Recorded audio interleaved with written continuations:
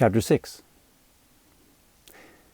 John and the raven found a swift pace trailing the wolf together that first night. The raven would fly ahead to get a bearing on the wolf, then circle back to steer John accordingly with a caw. In the darkness, they left the forge behind and quickly found themselves moving around the outskirts of Utica, across the Erie Canal, then bearing slightly west to keep the valley on the right. Valleys are better than over mountains, John thought. At the continued coaxing of the raven, John made his way through Norwich, then across Nineveh Bridge just outside of Harpersville, New York. They followed the edges of the Susquehanna River, running south all the way until its namesake town in Pennsylvania. Another hour or so south, and John finally watched the river turn away west.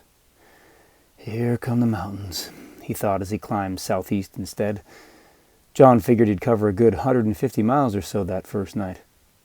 As the sky hinted at the start of day, the raven took a perch in a tree and stopped. No cause, no urging on. Must be time to rest. The sun pushed its way into the brightening sky, while John wasted no time finding a spot of shade to settle into, unfolding his wolf-skin satchel to pull it up and around his shoulders. He closed his eyes, knowing once the sun made his trip across the sky, the smallest hint of a crescent moon would show itself, and the wolf would be on the move again.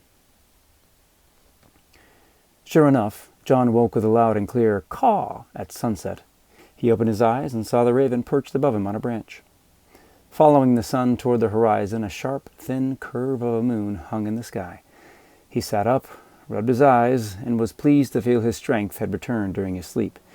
He took a sip from his canteen and tried not to think of the cookies Soup had given him the night before. Keeping up with the bird's flight while his feet were on the ground took some doing. After quickly collecting his things, he was on the move again. He found his pace as the final stretches of sunset orange set over the mountains to the west of Wilsonville along the Lackawaxen River. An hour later, the slivered moon started to touch the horizon. As it disappeared and the night darkened, John and the raven soon left the Poconos Mountains behind them. For the whole night, John's mind wandered as his feet made the miles pass. Much had been set into motion in Forge. He did not know when he'd return, but Constance would no doubt be making preparations with Letha to welcome them home. Eventually, he realized the wolf was following the arc of the Appalachians to the west.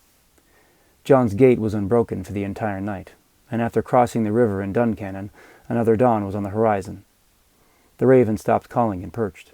Its silence told John it was again time to rest. Sleep found John quickly. John was surprised when the call of the raven woke him during daylight. The sun was inching into the later afternoon and still had a good hour or two before it would leave the sky.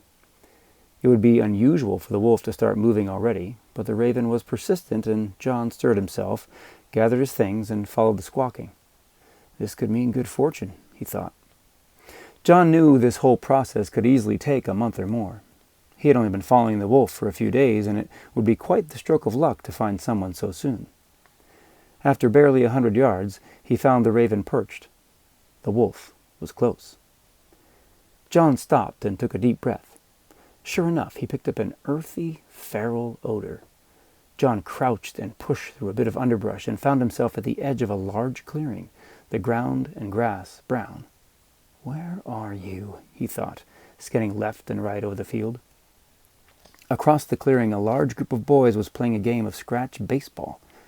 With a wide stance at home, one boy held a stick high over his shoulder. Another stood in the middle of the makeshift diamond, winding up to pitch a barely stitched, well-worn ball. A few of the boys had gloves. Most didn't. Shirts and planks of wood marked the bases. With all eyes on the pitcher and batter, they didn't notice John watching from the edge of what was deep left field. "Hey, batter! Hey, hey, batter!" the boys in the field called to the boy at bat. Raising the bat up and back, one of the batter's elbows was skinned. His trousers stopped midway down his shins. Hand-me-downs he'd already outgrown from an older brother. He squinted a keen look of determination as he gripped the bat. Swing, batter, hey, batter, batter," the razzing continued. The pitcher wound up and threw the ball hard, putting speed on it he thought would be impossible to hit. He was wrong. The batter stepped his left foot forward and turned his hips, the end of the stick following the twist in his shoulders. Crack! The ball launched up and over the infield and deep toward the right side of the outfield, bouncing twice before almost rolling into the woods. As John's eyes followed the ball, he finally spied the wolf in the bushes. It was lying low. a bit of foamy drool at the edge of its mouth. The ball had landed within 10 yards of it, right at the edge of the field. Its eyes were twitching from one boy to another.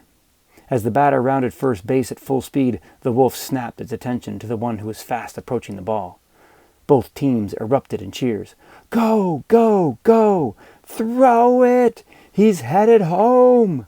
The outfielder was almost to the ball. The wolf crouched on its haunches, ready to pounce. In one motion, the boy grabbed the ball, whipped around, and hurled it back toward second base, just as the batter made the turn. The outfielder watched the ball's high arc. Behind him, the wolf licked its lips. The shortstop snagged the ball from the air as the batter touched third. The only play left was at home, and the shortstop fired it hard. "Throw it! Throw it!" shouted the boys in the outfield. "Home! Home!" shouted the boys from the sidelines. The batter's speed brought him quickly within a few strides of scoring the winning run. The shortstop's throw was magnificent. The ball was coming in fast, just in front of home plate, a foot off the ground. "Slide! Slide!" Out of the corner of his eye, the batter could see the ball coming. He took 2 more strides and leaned back, slipping his foot under the empty catcher's mitt just as he heard the sound of the ball slap into it. As his body followed through, he kicked up a huge cloud of dust and everything came to a stop. Silence. Somewhere above, the baseball gods blew just enough of a breeze to clear the dust. The batter was leaning back, his leaning foot on home. The catcher's mitt was on his leg. Ball caught. In a voice-cracking, thunderous eruption, the boys at the side sprinted over the baseline and the outfield rushed in. "Safe! He's safe! Out! He's out! Out!" It took mere seconds for fists and dirt to start flying every which way, a mass of pubescent energy unleashed at opposing teams. John thought of breaking up the fight, but instead chuckled to himself. To be so passionate, he thought. It tickled him because he completely understood. John scanned the woods behind the boys, then back to the underbrush of the outfield, but there was no sign of the wolf. The raven cawed again, and John looked up to see it take flight, heading south. He considered staying hidden and picking his way through the woods around the game, but upon looking toward the pile of boys, he thought, "They'll never even notice." So passionate was the fight at home plate that John, a 6'4", 235-pound black man, went completely unnoticed as he jogged out in the open across the outfield and then into the woods. The chase for the wolf was on again.